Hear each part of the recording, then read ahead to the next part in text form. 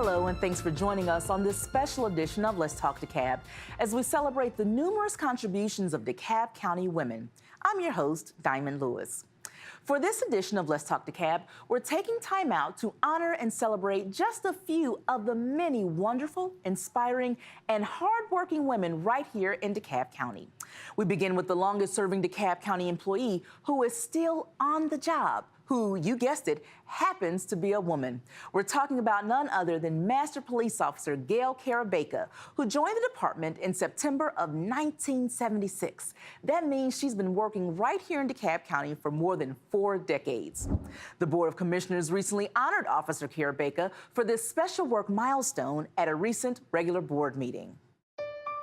Officer Carabeka is originally from Long Island, New York, and remains a proud Northerner. But you can still get a sense of Southern charm about her. She's dedicated, kind, modest, soft-spoken, and no doubt about it, she's got moxie. In 1976, she was the only female in her police academy. She says she still loves coming to work, loves her co-workers, and is still going strong. To acknowledge the integral role women have played in building our nation and county through leadership, entrepreneurship, motherhood, and celebrate our sheroes for their everyday efforts and actions. The DeKalb Board of Commissioners recently presented a special proclamation honoring all female DeKalb County government employees. The commissioners entrusted the proclamation to Officer Carabeka because of her amazing milestone as the longest-serving DeKalb County government employee with more than 41 and a half years on the job. It was standing room only for this honor.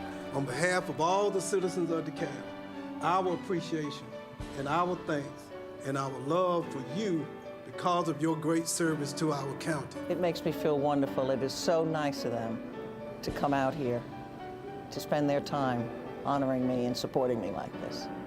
I did not expect it. I did not expect any of this. Officer Carabeka comes from a family of public servants. Her father was a lieutenant with NYPD for 27 years. One of her sisters works in the medical profession, and her brother joined HSI, an investigative arm of the Department of Homeland Security. Because when I first came and I was the only officer in the academy, it was kind of rough.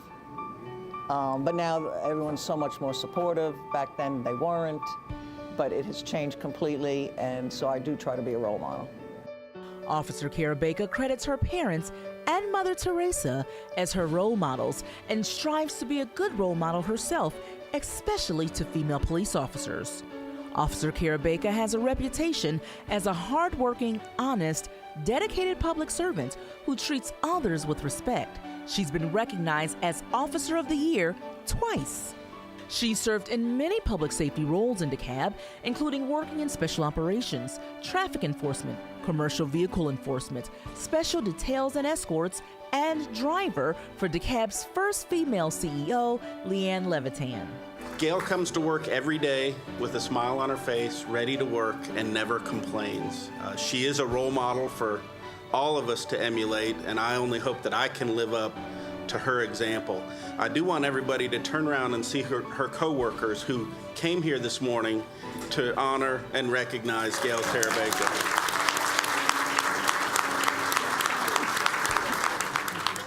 That's an impressive time of service to our county and to our community. Congratulations again, Officer Carabeka. Now, throughout this show, we have more stories to share of DeKalb women making a difference for us all. Keep it tuned right here for this special Women's History edition of Let's Talk DeKalb. We'll be right back.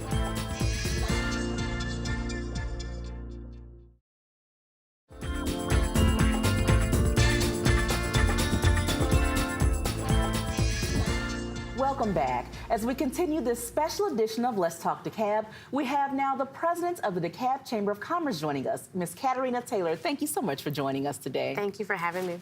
Now, Katarina is the first female president in the DeKalb Chamber's 80-year history and has more than 20 years of professional experience. Plus, she's served in multiple roles at the Chamber here in DeKalb. Katerina, talk to me about what does it mean to be the first woman ever to serve at the helm of the DeKalb Chamber of Commerce? Well, first, it's an honor, and I'm so excited to have the responsibility of leading the DeKalb Chamber of Commerce, who's been around, like you said, for 80 years. But there's uncharted waters that I have to lead through and also lead my team through, as well as my board. So it's a learning experience. But it's a great way to be innovative and creative, and so I'm very proud to be at the head of the chamber. Now, I mean, it's a very awesome responsibility that you have. So first, talk to me about the mission of the chamber. So we really focus on recruitment and business, retention.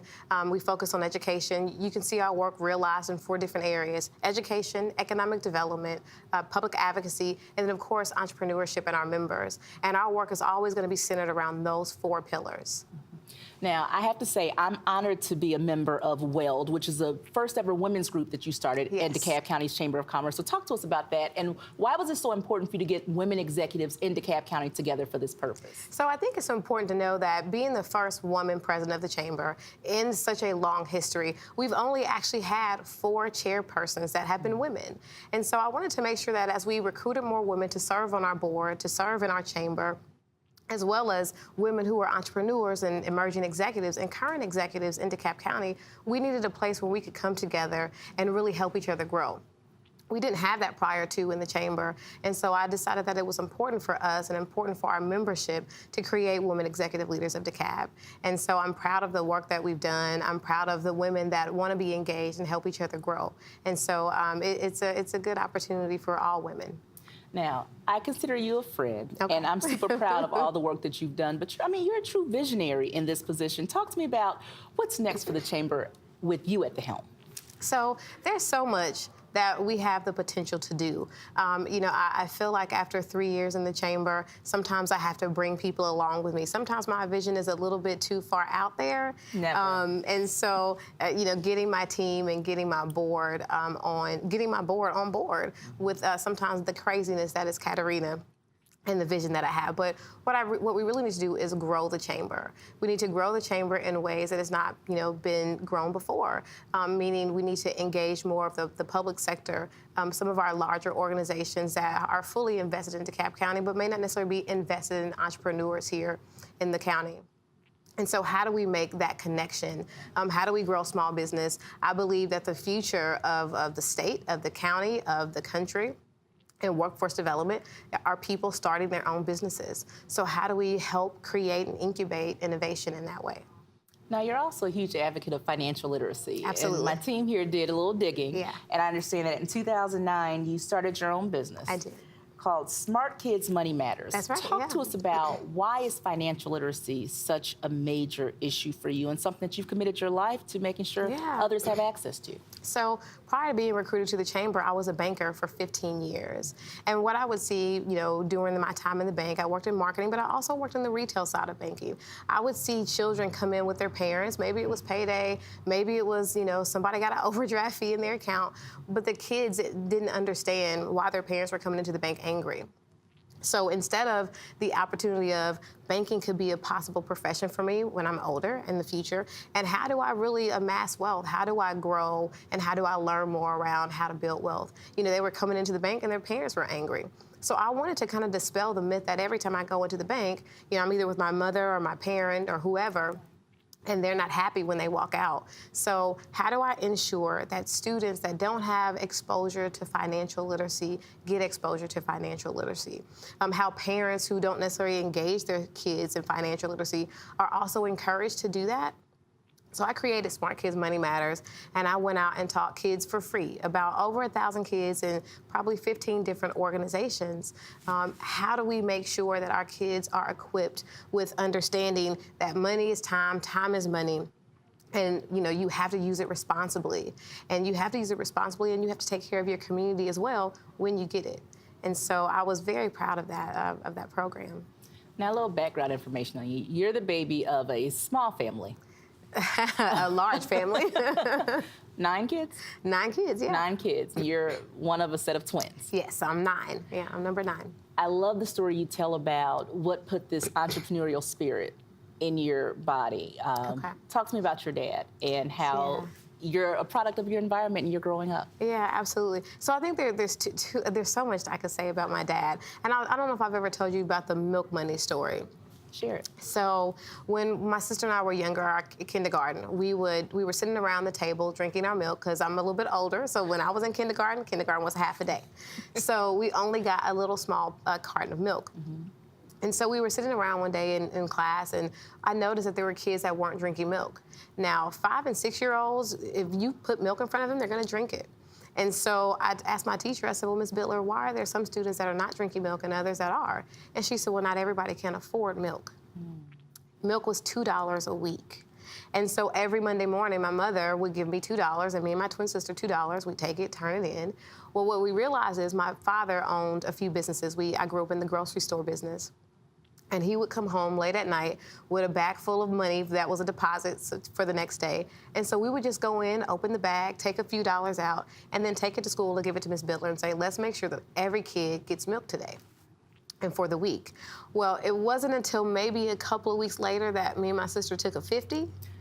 And then Miss Bittler said, no, wait a minute. You've been bringing 5s and 10s, which is great. We're feeding the kids with that. So she called my mother, and she said, you know, we really appreciate that you all are ensuring that all of our students here are getting milk. But today the twins bought a 50, and do you just want us to apply that for the rest of the month? So my mother said, they bought a 50 to do what? What do you mean? So I did get a whooping, so. Of course.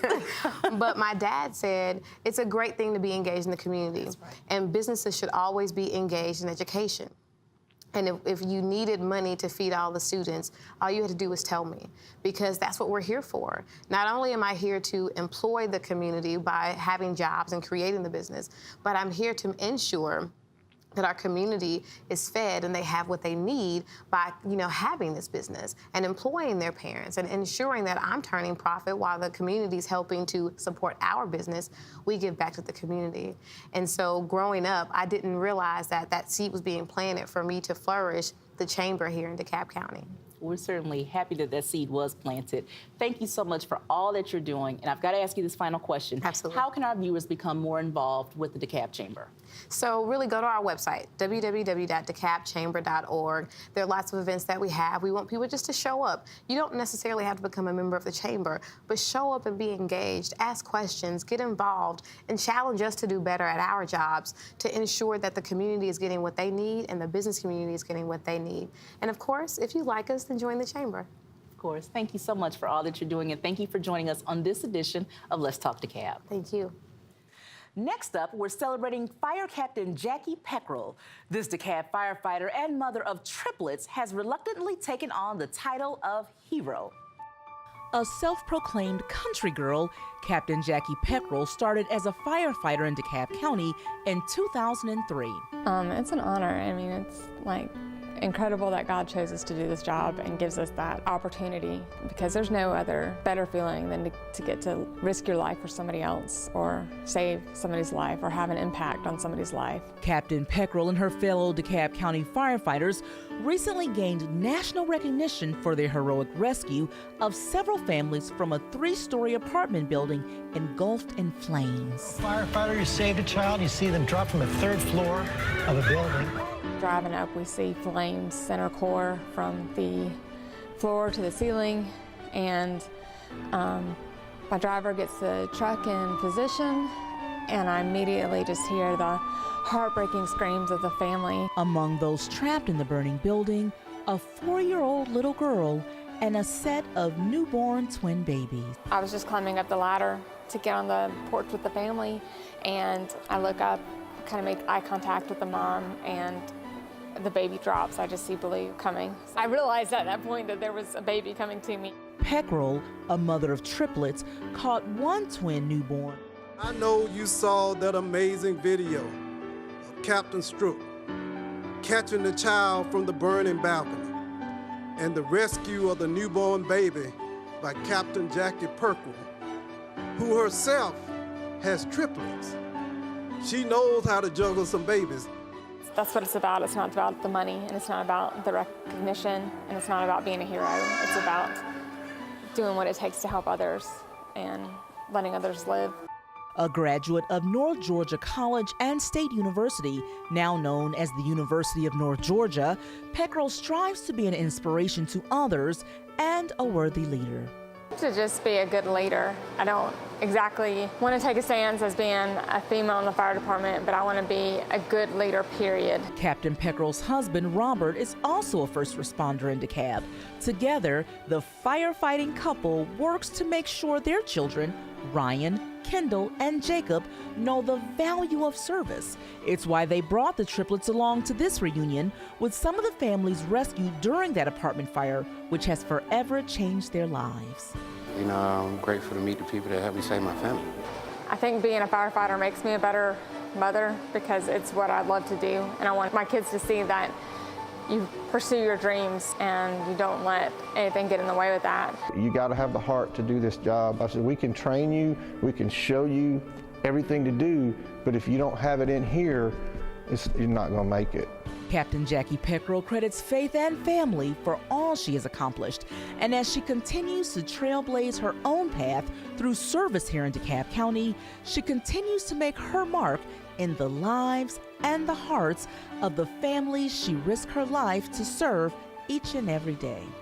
Anybody can do this. Any little girl that wants to do this can do this job. I mean, just has to work hard, and I hope that if anything, that can be an inspiration, that if you just put your mind and your heart, you can do anything. Captain Peckrell says saving lives is one of the best feelings in the world, and we can't thank you enough. More exciting women to celebrate on this special edition of Let's Talk DeKalb. That much more. Stick around.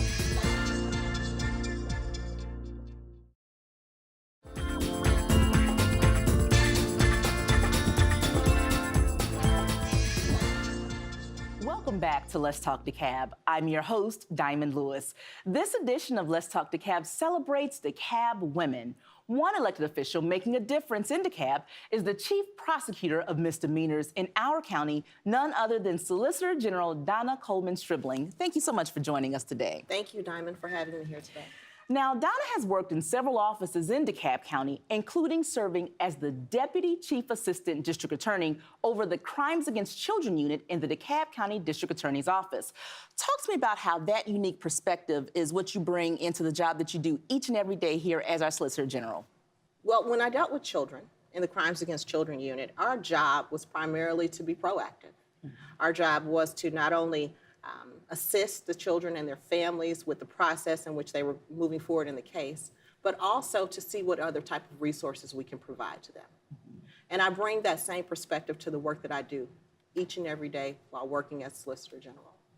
It is my job, and I truly believe my goal is to keep this pipeline from school to prison and break it. And I believe that the Solicitor General's office is one way we can do it. I understand that there are a number of individuals that will come in contact with my office, and that is because they've made that first misdemeanor or minor, somewhat, mistake. And if there's any way my job, my office can keep them from making a bigger mistake, from going to the felony world, to prevent that from happening, that's what I think my role is. I don't use it as simply a prosecution role. I certainly believe it's a preventative role, and I want to take a proactive response to some of the issues that we have here in DeKalb County. Under that same vein, talk to me about some of the recent initiatives that your office has launched, because you've been in the office for really not a long period of time, but you've already done a lot of great work. So talk to me about some of your initiatives. Thank you. We've been in the office now for roughly 14 months. And one of the biggest issues or concerns that we saw was the quality of life. There are a number of individuals who simply walked into my office or called or emailed and said they're having a problem in their neighborhood regarding what their neighborhood looks like, what is occurring in their neighborhoods, and it just changes the quality of life for the neighbors, for the people who live here in DeKalb County. So one of my first initiatives was to create a quality of life unit. And that unit is comprised of attorneys, investigators, and legal assistants who are dedicated to address those particular concerns. to deal every day with the everyday citizen and the neighborhood association, communities, and developments in order to address those primary concerns and deal directly with code enforcement. It's awesome to watch you do the work that you do each and every day because you truly have a heart for this. You have a passion for not only the work that you do, but the community in which you serve because you're a native. Talk to me about the fact that you went to what high school? I went to Southwest DeKalb High School, and that is certainly where I believe a lot of my pride comes from. And it is because this is a community that I was raised in. I believe that I grew up in a time where DeKalb County was by far flourishing. People were proud to say they lived here, they cared about their communities, and I want to see us get back to that type of lifestyle. I raise my children here, I go to church here, I participate in a number of community activities here and volunteer organizations, and I certainly want to see the community that I grew up in return to that type of lifestyle. I don't know how you can develop and grow and care about somewhere else without caring about home first. The DeKalb County's home for me. When you think about the fact that you grew up in this very community, when you stepped up and raised your hand and took that oath, what was that like? And what kind of responsibility did you feel at that time? It's a tremendous responsibility. And it is because of the support system that I have, the support system that I've always had. I recognize how blessed I am to have a family who loves and cares for me so much, but I have been raised by a community. Every day I go to church with either some of my teachers, second and third grade teachers, or I go to the grocery store and I run into people I've known for 20, 30 years. And it means a lot because they are looking to me to do something and be responsible for what happens in this county. And so I recognize that I owe them something. When I was voted into office, I took that responsibility seriously. And I believe every day I come to work understanding that I am responsive to the community that I serve. That's simply beautiful. This is actually a show celebrating women in honor of Women's History Month. So you are a chief prosecutor of misdemeanors in DeKalb County who happens to be a woman. Yes. Talk to me about what words of wisdom would you impart upon young ladies who may be watching this story and say, you know what, I think I want to be like her one day. You know, I have always surrounded myself with people that I believe will continue to grow me. My hope and prayer is that I haven't stopped growing. At 44 years of age, it means a lot to me to continue to surround myself with people who will continue to put me in the right direction. My parents taught me at a very young age, if in fact you are the smartest person in your group, you should pick a new group. And so if I were to impart a lesson upon young ladies, don't be the smartest one in your group. Find a group of people who will continue to nurture you and push you in the right direction. Now, another initiative and focal point of your office is working with teens in terms of teen dating violence. Talk to me about a recent competition you had. Well, we recognize that about 30% of our cases are domestic violence in nature. And one of our initiatives was to start having a program with teens to teach them and have a positive impact on the relationships and cultivate the relationships between our teenagers. So we decided on a PSA contest. And in February, we had our second annual PSA contest to address Stop Teen Dating Violence. And we have recently selected a winner for that PSA contest. And the winner will receive what we consider to be a prom package, which includes the clothing and provides some of the other amenities that goes along with their senior or junior year prom. That's awesome. A great way to get our teens involved in a cause that really hits closer to home than we all like to acknowledge. Absolutely, yes. My final question for you is, you're doing great work, and I'm so thrilled to have you here on our set today, but I've got to ask you one question. Dancing with the DeKalb Stars, huge production. What can we expect this year for Dancing with the DeKalb Stars? Ooh, we are right now in the process of planning for it. So as we sit here in March, we know that it will occur again in October, and I'm so excited and happy that it was such a huge success last year. And it was, in fact, our first year, but just to be able to make it an annual event where people can come out and enjoy themselves and understand that it's the partnership of everyone here in DeKalb County. We had people not just from one part of DeKalb and not from one area or even one particular role. We had educators as well as people in government. So I think you are in for a treat. I will not give any spoilers other than to ask people to come out this year because we anticipate it will be just as big, if not greater than last year. Thank you so much for joining us today. Stick around. Just after the break, we'll have much more of this special Women's History edition of Let's Talk DeKalb, including a special interview with none other than Chief Sue Leffler. She's director of DeKalb County's Emergency Management Agency. That and much more just after this break.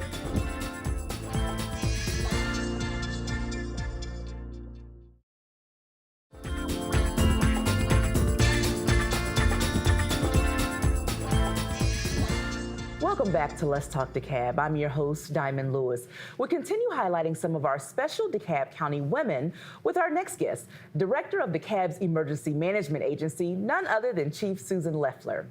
DEMA works the front lines and behind the scenes to help DeKalb handle emergency situations throughout the county. It's quite a responsibility. So today I say, first, welcome, Chief Sue, for joining us today. Thank you. Now, talk to me about the role that DEMA plays. It's certainly a massive one, but talk to us about how you really work to keep us all safe. So the biggest responsibility that DEMA has is really planning for and preparing for the emergencies before they happen. Part of that is getting citizens and departments and our external partners as well all on the same page and as prepared as possible so that we can be ready for whatever. Now, unfortunately, we can't prepare for everything because you never know what spur-of-the-moment event is going to happen. So we try and get an overall plan through whether our hazard mitigation plan or emergency operations plan so that we know pretty much how we're going to respond to most basic emergencies. Now, you have been really busy as of late. Yes, I have. 2017 was a busy year, and you've already kicked off 2018 with a bang. Talk to me about how your office has worked with everything through Hurricane Irma to the recent water main break, and what coordinated effort it takes to make us all be able to go back to life as normal. So with EMA, it's all about relationships and communication. Right. So we try and make those relationships before we get to the disaster so that we're not in the midst of handing out business cards while everything's falling down around everyone. So when I call somebody who maybe I don't speak to on a daily basis, they go, oh, that's Chief Sue. She must be calling about, and I know what she needs. So, and we do that for each other throughout the community, throughout the EMAs, and public safety. We work well together and try and get ready for as much as possible. When everyone else stays home, because the headlines and the newscasters say, hey, there's an emergency situation, don't go outside, that's when you and your team jump into action. And I've been on quite a few really late night and really early morning calls where you're coordinating with all different agencies to get our streets safe, to clear the trees. Talk to me about our most recent hurricane situation. I remember thinking, wow, I never even thought that one agency did all of that. And I really want you to break down for us what you do so that we can truly understand the importance of DEMA.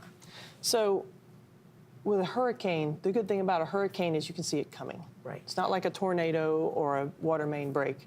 So we had time to prepare.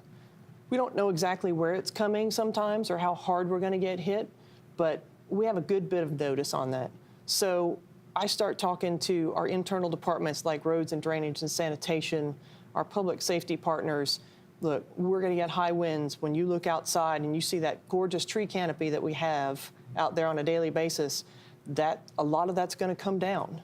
If we get 45-mile-an-hour winds here in the county, just on a regular basis through a thunderstorm, we know how many trees come down. So amplify that for several days. So we start ramping up.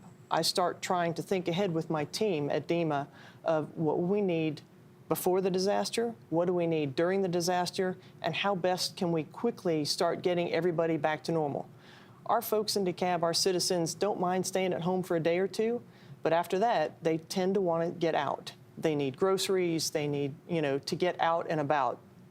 I don't want to be stuck at home with cabin fever myself, so I get it. But we want our citizens to stay safe. So trying to get information out about how to be prepared and what to expect is a really important part of getting them ready for something like Hurricane Irma.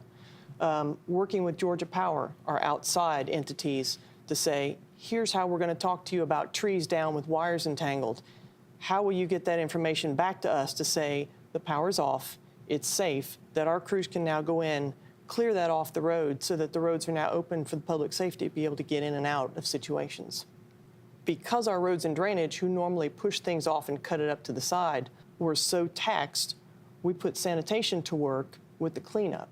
So once everything was pushed to the side and our roads were cleared, sanitation was going in at the same time with extra chainsaw crews that our partners at the state, GEMA, were able to provide for us so that we could clean up quicker. And even GDOT came in with big trucks so that we could haul it off to the landfill, weigh it, and then wait for our FEMA reimbursement, and then we'd have all the documentation we needed. That was actually my next question for you, because once the storm is over, the advisories have lifted, and everyone's going out about their day, then you do additional work. The situation's still not over for you. You work to try to make sure that monies are recovered for our county. Talk to me a little bit about that. So with the FEMA reimbursement, we have to have a federal declaration, which this time we actually got before the hurricane hit. That's how we knew the situation was, going to be pretty extensive. Right. So we start ramping up beforehand, talking to finance, making sure folks know what forms they're going to have to fill out. We have to track everything from personnel hours, truck hours, generator hours, food we spend on feeding folks who are out there when everything's closed. We have to be able to feed our people. Right. So we've got to take care of all those details as much as we can before or even while it's happening when it's not safe for the workers to be out. Now, I know your team would kill me if I had you on this set and did not ask you this question. Talk to me about the importance of our viewers signing up for Code Red. Code Red is our emergency notification system. We will notify you from everything from, let's just say, if we had tornado watch, Code Red intercepts the actual National Weather Service alert and broadcasts them out to the specific area that's impacted, not the whole county like your weather radio is. Having a weather radio is very important, but that specific area, you get the best notice. 5 to 10 minutes in a tornado watch can mean the difference between getting in and getting into that closet and being safe and not being able to be safe in that situation. So Code Red will also give you flood warnings.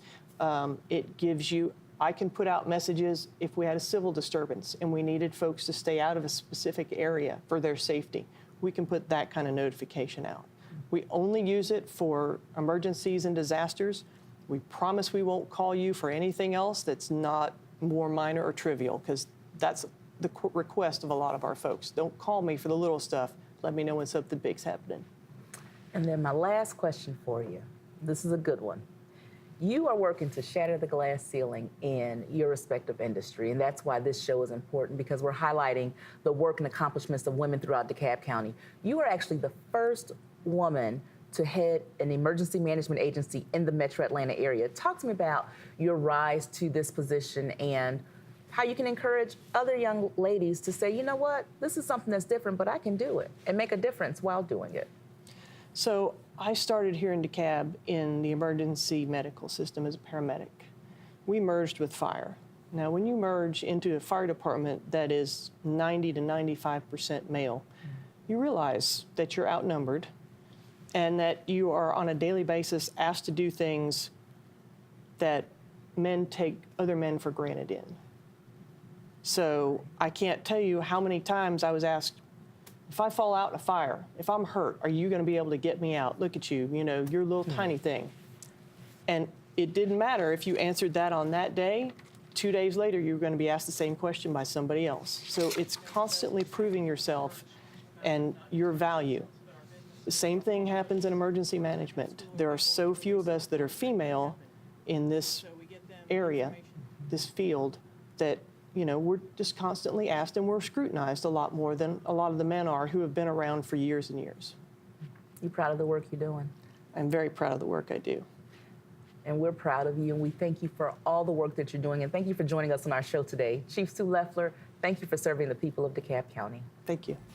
We'll be right back with this special edition of Let's Talk DeKalb just after the break.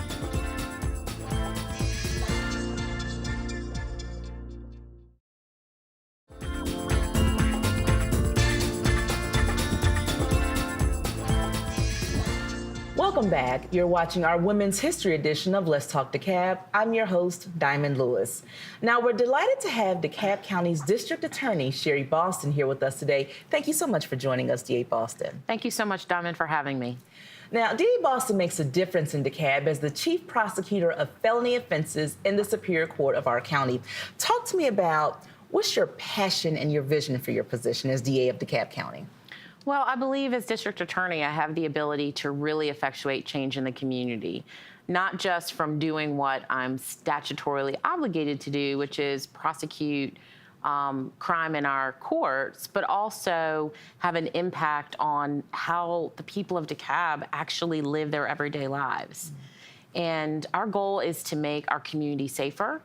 Our goal is to help engage the community in understanding how not to be victims of crime.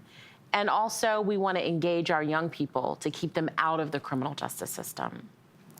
An example of your work is you have a passion for combating domestic violence, and you recently had a 5K run walk. Talk to us about that. Well, this year we had our 3rd annual 5K Love Run, which was inspired by the work that we do with domestic violence. February is Teen Dating Violence Awareness Month, and we wanted to do an event in February similar to the events we put on October during National Domestic Violence Awareness Month. So the most logical conclusion that we came up with is, let's do a love run. Let's engage people to come out. Let's raise money for an organization that's helping to combat domestic violence in DeKalb County. And let's bring awareness to families, teachers, parents, everyone, that teen dating violence is an epidemic and also an issue of concern for us.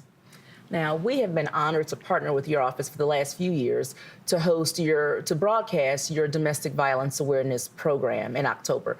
Talk to me about your passion for hosting that event, because what's great about it is you always have testimonials. And when you hear women come and talk about their experiences, but then you see how much they've overcome, it really speaks to the passion that you as our DA have in our community. So talk to me about that.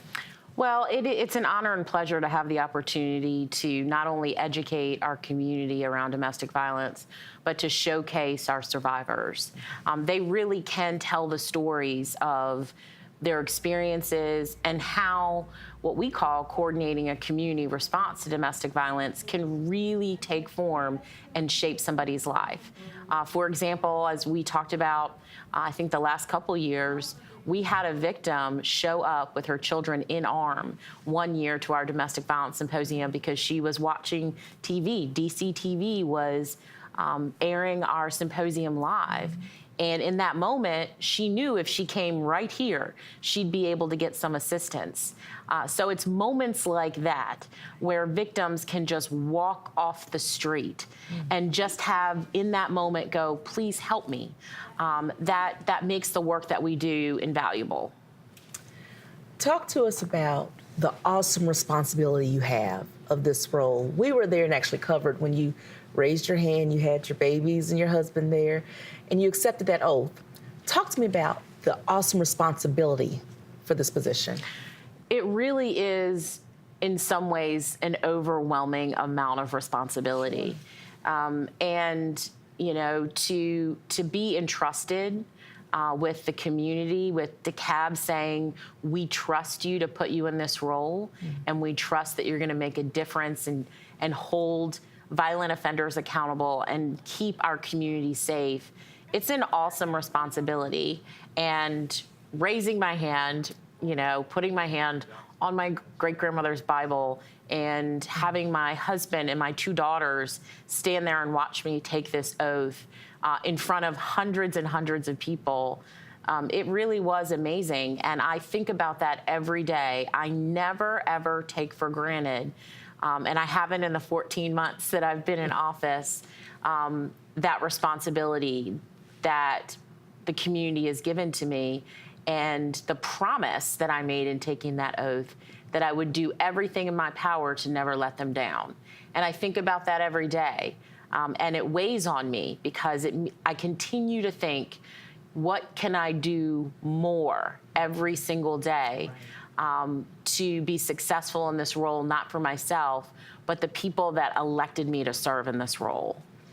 So thinking outside of the box to be successful is something you've been really strong at doing in your 14 months. You partnered recently with the police department to launch the Crime Strategies and Community Partnerships Unit. Talk to me about that and how collaborating with our public safety officials can really help to make sure we're really safe. Well, one of the things that I heard sort of nonstop on the campaign trail was the concern of the community for the violent crime happening in our community. Right. And people would say to me, you know, DeKalb didn't always used to be this way. And, you know, what has happened to our community? And so when I took office, I said, we've got to try something different. I know our police is working as hard as they can. I know that my prosecutors are prosecuting the cases that come across their desk. Mm-hmm. But what can we do to really combat crime before it happens? And so I was lucky enough to be invited to really engage with prosecutors in major cities all across this country. And one thing I firmly believe in is if a program is working somewhere, then you got to take it, replicate it, and see how it can fit into your area. And that's exactly what I did. And DA Cy Vance in Manhattan had created this great program that I saw being replicated in other major cities like St. Louis, like San Francisco. And I said to myself, this is something new and different that we can bring to DeKalb. So I immediately contacted Chief Conroy, and I said, can I take some of your command staff out with me to California with my staff? And let's learn about crime strategies and how that's working. And really, it's not much different than what the police department has been doing for years. But now it's taking that information into the district attorney's office. And we're working collaboratively together to do what we're calling intelligence-driven prosecution. We are no longer going to wait for something to happen and the case come to our desk. We're going to work hard to identify those persons that are committing the vast majority of the violent crime in our community and focus our energy on how we can best hold them accountable and remove that element from our community. And then my final question for you is, this is actually a women's history edition of Let's Talk DeKalb. And you have your unique experiences of being a woman rising through the ranks to ultimately reach the DA's office in DeKalb County. For young girls who may watch this show and say, you know what, I think I can be like that one day, what words of wisdom would you bestow upon them? Don't ever let a ceiling above your head define who you are. You can break through any and all barriers. And it's important to say to yourself, if you have a dream, dream it. If you want it, do it. And don't let anyone tell you otherwise. Because as long as you have the drive, the passion, and the faith, you can make anything happen for you. Dave Austin, thank you so much for joining us today and for the service that you're providing all of us here in DeKalb County. Thank you so much for having me. We'll be right back with much more of this special edition of Let's Talk DeKalb.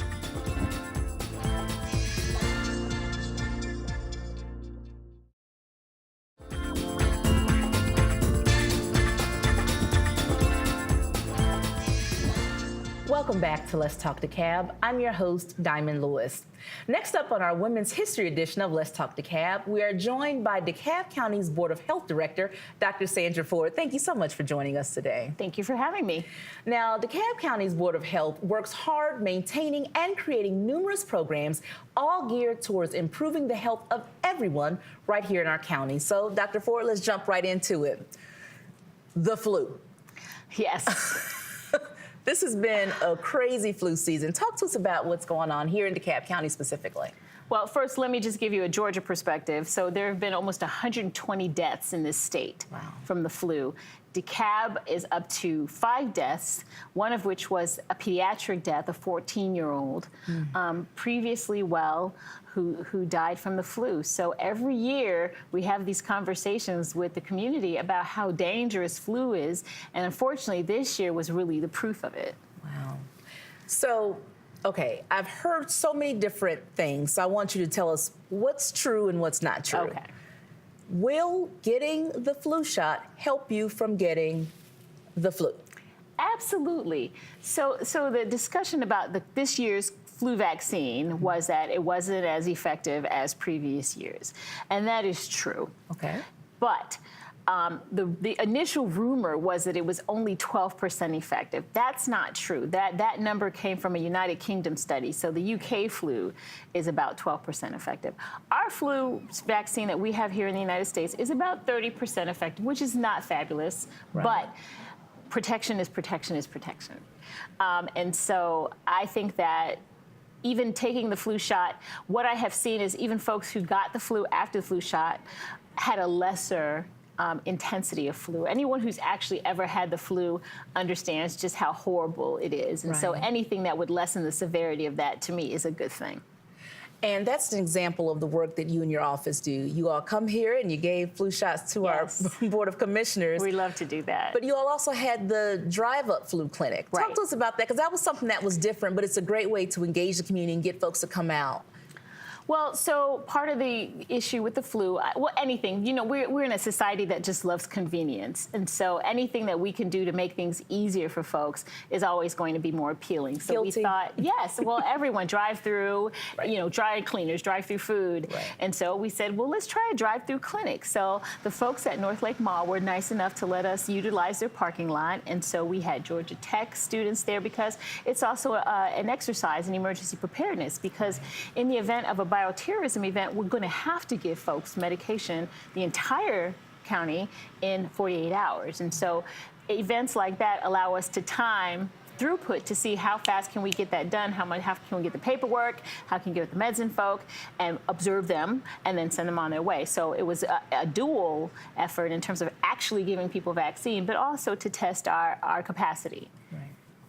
Now, you've been at the helm of the DeKalb Board of Health since 2005? 13 years. That's insane. I didn't realize it was that long.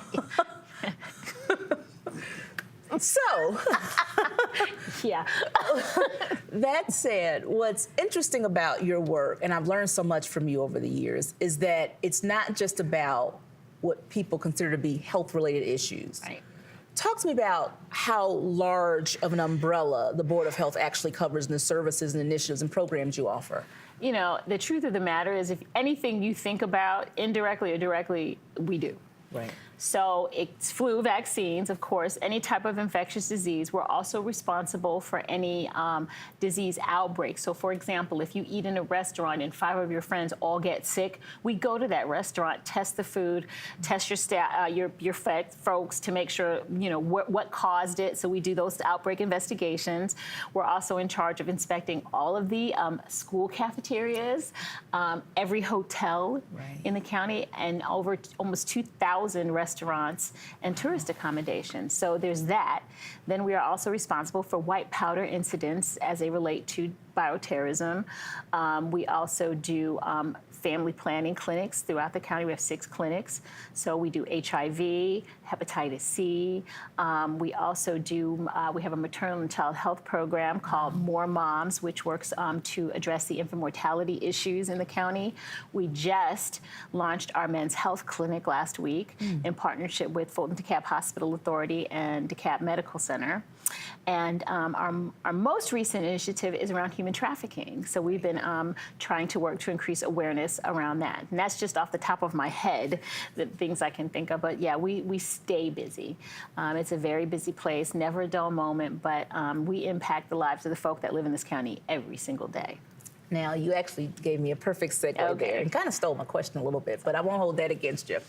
The Human Trafficking Summit you hosted at Agnes Scott, it was the first of its kind, and it just came to you in a dream, I guess. You just kind of came to me one day and said, hey, I think I'm going to do something different here. But it was a huge success. Talk to me about the summit and why it was so important for you to put all of your energy into the summit. So I have been here for 13 years, and the beauty of this position is that I have a platform to talk about things that are important. And just like I said to you, everything is public health. Right. And right now, this human trafficking issue here in the Metro Atlanta is a public health issue because it impacts so many other things. When you talk about domestic violence, you talk about sexually transmitted diseases, you talk about the opioid initiatives. All those things are related indirectly or directly to human trafficking. And so just listening to all the dialogue I had heard and the different boards and things that I sit on, and learning about what a problem it was here in Metro Atlanta, I just felt like as a public health department, we needed to look at it from a different perspective because everything I was hearing was law enforcement and the legal aspects of it. But, you know, these are women and boys, and somebody needs to follow up with them. It's not just about getting them out of jail or getting their victimizer. It's the side effects of all of this, the health care, the mental health. You know, how do we get you back into being a functional person in society? And so in partnership with Agnes Scott, which was perfect because who else to host something but a women's college, right. We just did an event that was amazing with very little resource and a lot of word of mouth. We had a standing room only crowd in the middle of October, in the middle of the week, which is pretty awesome. So now we've been galvanized to do a couple of more events because the Super Bowl is coming here in 2019, and that's going to be a huge trafficking opportunity for folks. And we just want to make sure that people who are interested in that type of thing understand that that's not accepted in this county. So we're looking forward to sending out a lot of more awareness about that. Now, you have also been a champion for DeKalb County in terms of bringing federal dollars right here into our community. So it says that you actually worked to win $15 million in federal funds? I'm not even sure if that's up to date, but wow. It's got to be at least $15 million. Wow. So we're very fortunate that we receive funds from the state. We also receive county funds. But the federal funds are large chunks of money that allow us to focus on specific initiatives. Let me just say that we may have won the money, but I have an amazing team of grant writers. So this is, and grant writing, if you don't know, is an art. And they are excellent at it. So probably the funding that you're speaking of is our REACH grant, which is reaching out into the community on nutrition, physical activity, just wellness in general, and trying to have a lot of outreach so that the community understands that it's not always about spending a couple of $100s to join a gym. Right. It's about just lifestyle and changing lifestyle. You know, DeKalb is big on chronic diseases, and so these types of funding allow us to address chronic disease on a population based instead of doing a small little event here, a little event there. So it's been great, and they go over several years so we can really see the impact in the community. Now, I call you a mentor and a friend, so I know a lot of your background and your story, but I want you to share with us just some words of wisdom for young ladies who may be watching this story, because we want them to see that they can be so much more, and they can be women on the move, just like you, here in DeKalb County. So what words of wisdom would you bestow upon a young lady? Well, you know, anytime I speak to, especially women in general, I just want them to understand, number one, I did not come from privilege. I think that people see all those letters behind my name and think that, you know, I woke up like that. I wish. We were laughing about this not too long ago. I worked 3 jobs in college. I washed dishes. I taught aerobics because I was trying to get to where I needed to be. And so it's always important, number one, to lift other women up. So I appreciate it when you say I'm a mentor of yours. I think that, you know, we are in this society right now don't always do that. And especially our young girls, I think they need to see that it's okay to be intelligent. It's okay to speak well. You don't have to fight every fight that somebody puts in your face. And I think all of us just need one good person that has our back, and that sometimes can make the difference between success and failure. That's wonderful. Dr. Ford, thank you so much for all that you do in DeKalb County and for taking a little notice of me and being my mentor as well. You've been doing a great job. Thank you. And next up, a look at another woman on the move in the field of health throughout the Metro Atlanta area. Let's take a look now at the story of Lisa Flagg. As Chief Executive Officer of the Fulton DeKalb Hospital Authority, Lisa Flagg certainly keeps busy. She directs the daily activities of the FDHA and oversees responsibilities associated with the authority's ownership of the Grady Health System, all to ensure the medically underserved populations of Fulton and DeKalb counties receive quality health care at Grady Memorial Hospital. Flagg credits her success to hard work and to the fact that, yes, she's a woman. People may not agree with me, but I think being a woman has given me that emotional connection that we need to ensure that people are educated on prevention, on preventing chronic diseases. Under Flagg's administration, FDHA is positively impacting the health of the communities served by Grady. This is due, in large part, to the creation of a health awareness and prevention office, numerous partnerships, and targeted community engagement. As CEO of a major public health system, Flagg is proud she's setting a good example, especially for young African-American females who want to bring about a positive change through leadership. Because we do so much. We're more than the caregiver, which is a job that is phenomenally difficult, and we're more than just another woman that's coming into the office. We have so much to offer that oftentimes is overlooked because we are female. And I want young ladies to know that we are good enough. Just the fact that we were born, we are good enough. Flagg has many honors to her name, including a humanitarian award for working with the indigent community. She's recognized by the Atlanta Business League as one of the top 100 most influential Black women in Atlanta. She's on the Real Times Media's list of Who's Who in Black Atlanta and has Atlanta Daily World's recognition as a woman of excellence. There's no doubt Flagg is committed to establishing a legacy of public service. I'm all in. Fulton DeKalb Hospital Authority is all in. And so I think there's a brighter future ahead. I would say this job has turned out to be much more than I expected it to be when I walked through that door, and I am so excited about what we can do going forward as well. And we're excited too, as we look to Flagg's leadership to continue creating results that help so many in Fulton and right here in DeKalb County.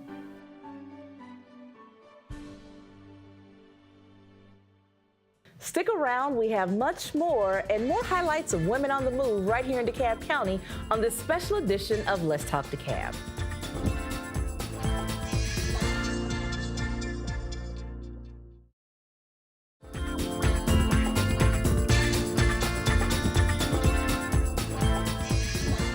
Welcome back to this special edition of Let's Talk DeKalb, where we salute the many contributions of women right here in our county. I'm your host, Diamond Lewis.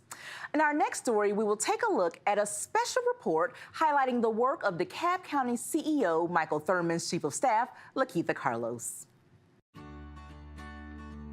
Chief of Staff to DeKalb County CEO Michael Thurman, Lakeitha Carlos serves as a key advisor and manager of the day-to-day operations of the CEO's office. Carlos previously joined the DeKalb County Law Department in 2014 as an assistant to the county attorney. I graduated high school at 16, went straight to college, straight through to law school, and then came out practicing law. I've been practicing law in Atlanta for 15 years, and I consider that to be a huge professional accomplishment. For her dedicated work as an attorney and her unyielding service to the community, the State Bar Association of Georgia recently presented Carlos with the prestigious Justice Robert Benham Community Service Award. Our next award recipient is Lakeitha DeKalb from Decatur, Georgia. Carlos received the award in part for her work with It's My Birthday Atlanta, a nonprofit she founded in 2016 to help celebrate the birthdays of underprivileged and sick children. Receiving this award, especially being named after Chief Justice Robert Benham, is a humbling honor, and I'm extremely grateful to the CEO who actually nominated me for this award. Carlos's service to the community reaches into all aspects of her life. She recently helped orchestrate a countywide toilet tissue drive benefiting Love Rolls Incorporated, a local nonprofit dedicated to helping the homeless. So we reached out and asked all of our employees and citizens and staff to donate toilet paper, and the response was overwhelming. The DeKalb County Board of Commissioners recently presented Love Rolls Incorporated with a proclamation recognizing all this organization has done in the DeKalb County community. CEO Michael Thurman credited the successful drive, which more than doubled its original goal of 3,000 rolls, to Carlos and her unwavering passion for helping others. There was a DeKalb County employee who bought this to me, and I would be remiss if I did not recognize the young lady who made this happen, who worked every day, Chief of Staff, Carlos. Y'all give Lakeitha a round of applause. I think that the foundation of our country, the foundation of our colleges and universities, the foundation of our cities and our counties have been built with the help and assistance of women. And we have to continue to support one another and recognize the successes of these women throughout history.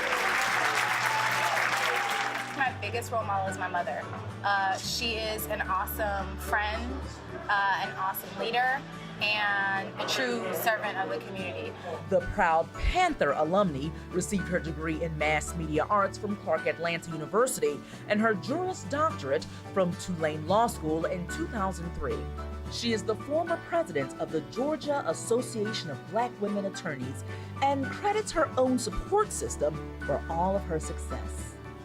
My husband, Joe, and my family, my parents. I have had the biggest cheerleader in all of them. They are the reason that I'm able to do the things that I do. A plethora of accolades to boast, Carlos is most proud of one cherished achievement, the light of her life. My biggest personal accomplishment is probably being a mom to my almost 4-year-old Sage Harper. For serving as a role model to Sage Harper and all others who you come into contact with, for your years of service in the courtroom and in the community, and for your tireless support of those in need, Lakeitha Carlos, DeKalb salutes you. Congratulations again, Lakeitha, on that well-deserved awesome award. We hope you've enjoyed this special edition of Let's Talk DeKalb and the incredible women we've highlighted on this show. Make sure you take the time to let a special woman in your life know just how much she means to you. Now, don't forget to let us here at DCTV know your thoughts on this show and all of our other programming. You can send us an email to dctv@DeKalbCountyGA.gov. Or you can check us out on YouTube. Simply search DeKalb County Gov. That's DeKalb County GOV on YouTube. You can give us a call at 404-371-2989 or visit us online at DCTV-channel23.tv. That's also where you can connect with all of us on our social media platforms. Well, that's going to do it for this special Women's History edition of Let's Talk DeKalb. I'm Diamond Lewis. Thanks again for watching. We'll see you next time.